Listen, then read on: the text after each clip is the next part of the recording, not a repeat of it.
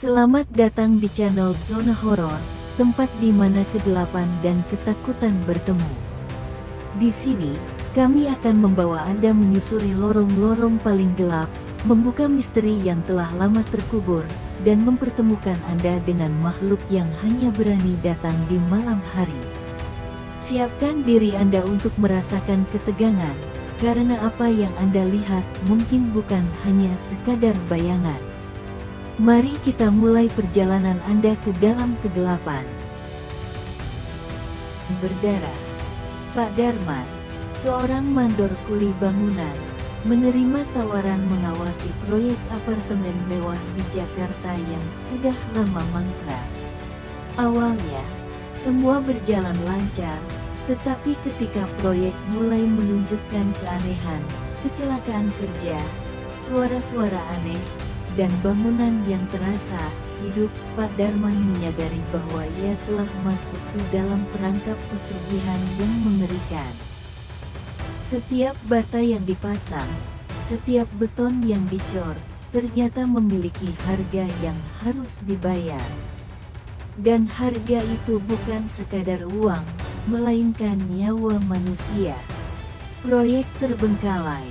Pak Darman menerima tawaran dari seorang kontraktor kaya raya bernama Pak Suryo. Proyek ini awalnya milik perusahaan besar, tetapi tiba-tiba ditinggalkan. Tidak ada yang tahu alasannya, hanya saja para pekerja sebelumnya tidak ada yang mau kembali bekerja di sana. Upahnya besar, mandor. Kamu tinggal awasi pekerja. Proyek ini harus jadi dalam 6 bulan, ujar Pak Suryo.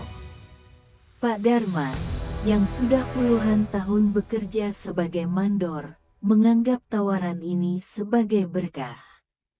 Gajinya besar, bahkan 3 kali lipat dari proyek biasanya. Ia tidak peduli dengan rumor bahwa proyek ini berhantu. Saat ia pertama kali datang ke lokasi, suasana di sana terasa aneh. Gedung setengah jadi berdiri menjulang di tengah kota, tetapi terasa seperti bangunan mati. Tidak ada suara burung, tidak ada angin, hanya kesunyian yang mencekam. Salah satu pekerja, Rudy, seorang tukang batu, berbisik padanya, "Mandor, katanya dulu ada banyak kecelakaan di sini." Pak Darman hanya tertawa. "Ah, itu cuma omong kosong. Ayo kerja." Tapi malam pertama di proyek itu mengubah segalanya. Peringatan di malam hari. Malam itu, Pak Darman memutuskan untuk mengecek proyek sebelum pulang. Ia berjalan di antara rangka baja dan tumpukan semen. Tiba-tiba, ada suara langkah kaki di lantai atas. "Siapa itu?" seru Pak Darman. Tidak ada jawaban. Ia naik ke lantai 2, tetapi yang ia temukan hanya beton kosong dan alat-alat kerja yang berserakan. Kemudian, ia melihat sesuatu yang membuat darahnya membeku. Di salah satu dinding yang belum dicat, ada bekas tangan berdarah. Bukan satu, melainkan banyak.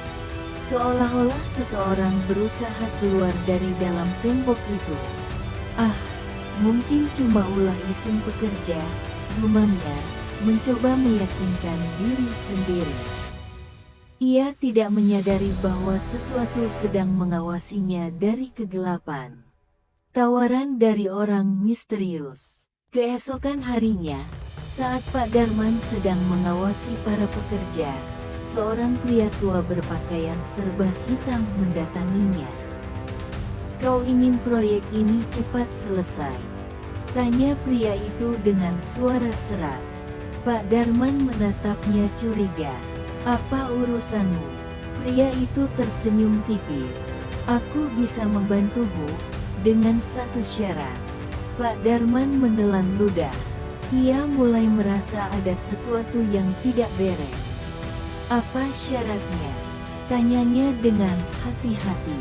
Pria itu mendekat, membisikkan sesuatu yang membuat bulu kuduk Pak Darman meremang. Bangunan ini butuh tumbal, mandor. Kecelakaan pertama. Hari itu, proyek berjalan seperti biasa. Namun, saat tengah hari, suara teriakan menggema di seluruh lokasi. Seorang pekerja bernama Joko tiba-tiba terjatuh dari lantai 5. Tubuhnya menghantam tanah dengan keras, darah mengalir dari kepalanya. Para pekerja berlarian, panik melihat kondisi Joko yang mengenaskan. Namun, yang membuat semua orang semakin takut adalah mata Joko masih terbuka, menatap kosong ke langit. Dan di bibirnya ada bisikan samar, "Tolong, aku." Pak Darman berdiri kaku. Dalam kerumunan, ia melihat pria berbaju hitam itu tersenyum dari kejauhan.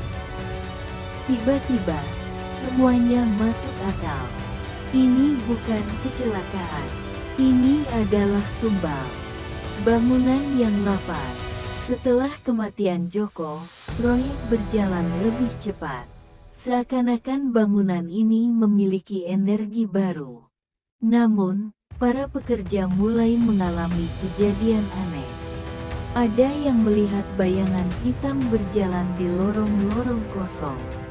Ada yang mendengar suara orang menangis dari dalam dinding beton. Bahkan, beberapa pekerja merasa ada yang memanggil mereka di malam hari, tetapi saat menoleh, tidak ada siapapun. Satu persatu, pekerja mulai menghilang. Namun, tidak ada yang bisa meninggalkan proyek ini. Pak Darman sudah mengikat mereka dalam pesugihan yang mengerikan. Harga yang harus dibayar. Pak Darman mencoba melawan. Ia mencoba kabur dari proyek, tetapi selalu ada sesuatu yang menariknya kembali. Setiap malam, ia bermimpi ditarik ke dalam cor beton, tubuhnya menyatu dengan bangunan ini. Dan pada suatu malam, mimpi itu menjadi kenyataan. Ia terbangun di lantai proyek yang masih basah. Tangannya terjebak di dalam semen yang mengeras. Di sekelilingnya, ia melihat wajah-wajah pekerja yang sudah menghilang. Mereka tersenyum padanya. "Sekarang giliranmu, mandor." Dan di pagi hari, ketika para pekerja datang, Pak Darman sudah tidak ada. Yang tersisa hanyalah lantai beton yang baru dicor. Tapi jika kau berjalan di atasnya dan mendengarkan baik-baik, kau masih bisa mendengar suara lirik seseorang berbisik, "Tolong aku." Apartemen kutukan. Apartemen itu akhirnya selesai dibangun. Berdiri megah di tengah kota, menjadi hunian mewah bagi mereka yang tidak tahu sejarah kelamnya. Namun, para penghuni sering mengeluh. Mereka sering mendengar suara ketukan di dinding di tengah malam. Bayi-bayi mereka menangis tanpa sebab. Dan yang paling menyeramkan, setiap tahun, selalu ada penghuni yang menghilang tanpa jejak. Karena bangunan ini tidak pernah berhenti lapar. Bangunan ini masih membutuhkan tumbal. Dan siapapun yang tinggal di sana, suatu saat akan menjadi bagian dari pesugihan kuli bangunan yang tak akan pernah berakhir. Pesan moral: jangan pernah tergiur kekayaan instan. Karena di balik setiap kemewahan, bisa saja ada darah yang mengalir.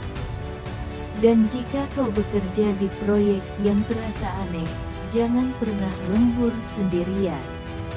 Karena bisa jadi, kau adalah tumbal berikutnya.